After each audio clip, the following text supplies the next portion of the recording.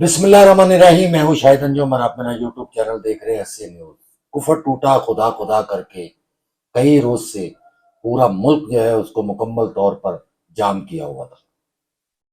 پاکستان تحریک انصاف کی طرف سے اپنے بانی کی رہائی کے لیے جو ہے وہ ایک بہت بڑا جتھا جو ہے وہ اسلام آباد کی طرف نکلا، اور اس کے بعد ان کی ڈیمانڈ وقت گزرنے کے ساتھ ساتھ بڑھتی چلی گئی۔ ان کا یہ کہنا تھا کہ ہم اسلام آباد میں ڈی چوک پر جا کر بیٹھیں گے، اور مرنے مرانے کی باتیں جو تھیں وہ تک کر دی گئی۔ یہ بھی کہا گیا کہ جب تک آپ بانی پی ٹی آئی کو رہا نہیں کریں گے، جتنا بھی وقت لگ جائے ہم وہاں سے نہیں جائیں گے۔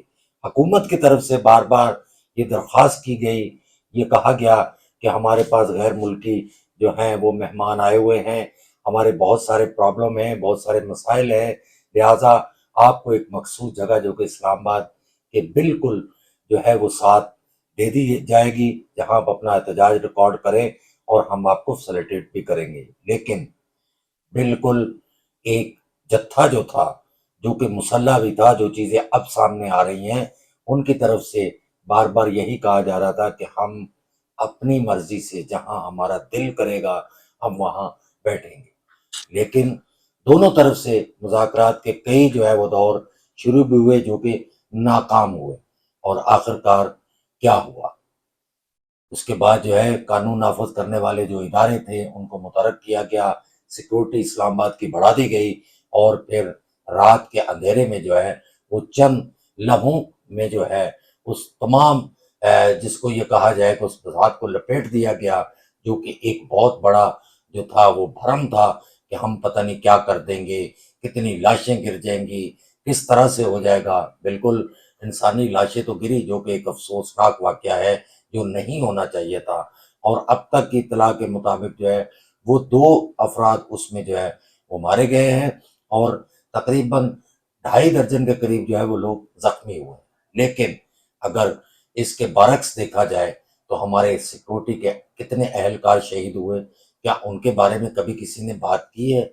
پہلی بار ایسا ہوا کہ ہمارے جو سیکورٹی کے جوان تھے انہوں نے بڑا صبر و تحمل سے کام تو لیا، لیکن آخرکار ان کو بندوق اٹھانی ہی پڑی، اور پھر اس بندوق کے نوک پر جو ہے وہ تمام جو بڑے بڑے سورما تھے وہ رات کے اندھیرے میں اس طرح دم دبا کے بھاگے ہیں کہ اب شاید وہ آنے کے لیے کئی بار سوچیں گے۔ افسوس کی بات یہ ہے کہ پی ٹی آئی کے ترجمان کی طرف سے جو بار بار ایک بات کی جا رہی ہے کہ ہم پرامن تھے، اور ہمارے جو کارکن تھے ان پر تشدد کیا ہے، ظالمانہ جو ہے وہ تشدد کیا گیا۔ تو جو ہمارے پاس سی سی ٹی وی آ رہی ہیں، جو ہمارے پاس فوٹیج آ رہی ہیں، اس میں جو لوگ نظر آ رہے ہیں وہ کون ہیں؟ حقیقت تو یہ ہے کہ اب اس کی مکمل تحقیقات ہونی چاہیے کہ وہ کون لوگ ہیں، وہ کون سے جتھے ہیں۔ ہم مان لیتے ہیں کہ پاکستان تحریک انصاف ایک پرامن پارٹی ہے، لیکن جو لوگ ان کے ساتھ آتے ہیں وہ کون ہیں؟ ان کو آپ کہاں سے لاتے ہیں؟ وہ آپ کے جو ہے وہ احتجاج میں کہاں سے شامل ہوتے ہیں؟